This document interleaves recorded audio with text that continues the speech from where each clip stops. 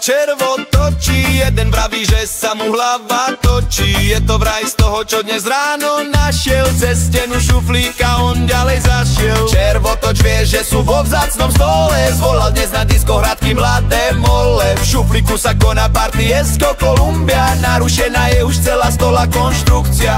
Tou správnou nohou vykročíme, tak dnes to tu roztočíme. Pravá ľava vyskočíme, toč, toč, tou správnou nohou vykročíme, tak dnes to tu roztočíme. Pravá ľava vyskočíme, toč, toč, toč,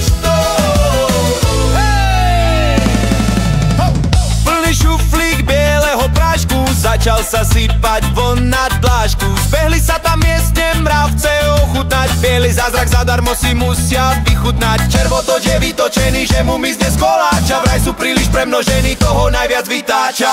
Tou správnou nohou vykročíme, tak dnes to tu roztočíme. Pravá ľava vyskočíme, toč, toč, tou správnou nohou vykročíme, tak dnes to tu roztočíme.